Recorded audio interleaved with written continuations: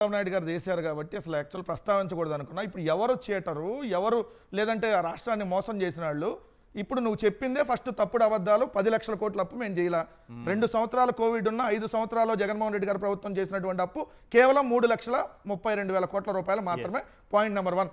దాంట్లో 1,97,000 కోట్లు చంద్రబాబు నాయుడు గారు అంతకుముందు వారసత్వంగా వచ్చిన అప్పులకి అసలు కం వడ్డీ 1,97,000 కోట్లు 5 సంవత్సరాల్లో కట్టాం.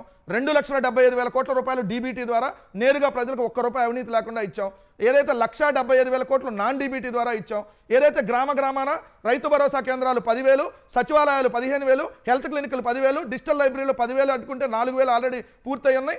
4 పోర్టులు, 10 ఫిషింగ్ హార్బర్లు, 6 ఫిష్ ల్యాండ్ సెంటర్లు, 17 మెడికల్ కాలేజీలకు సంబంధించినటువంటి ఏదైతే ఆ నిర్మాణాలను స్టార్ట్ చేసి ఇవన్నీ జగన్మోహన్ రెడ్డి గారు ఏదైతే Uddanam kidney research centre hospital దగ్గర నుంచి ఇక్కడ మన విజయవాడలో ఉన్నటువంటి రిటైనింగ్ వాళ్ళు ఫ్లైఓవర్ దగ్గర నుంచి చూసుకుంటే సంగం బ్యారేజ్ దాకా ఇవన్నీ జగన్మోహన్ రెడ్డి గారు స్కూళ్ళు 38,000 స్కూళ్ళు నాడు నేడులో భాగంగా 31 లక్షల ఇళ్ల పట్టాలు.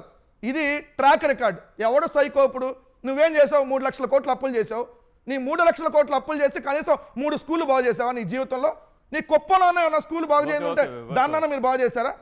అడుగుతున్నాను సార్. ఎవరు సైకో ఇష్టం నోటికి ఏదో వస్తే అది వయసుకు గౌరవిస్తామంటే ఇంకా చెలరేగిపోయి వాళ్ళు. కానీ ఇప్పుడు ఎవడ సైకోనో ఈ రాష్ట్రానికి పట్టినటువంటి శాశ్వత శనిగ్రహం ఎవడో ఖచ్చితంగా ఈరోజు ప్రజలకు అర్థమవుతా ఉంది.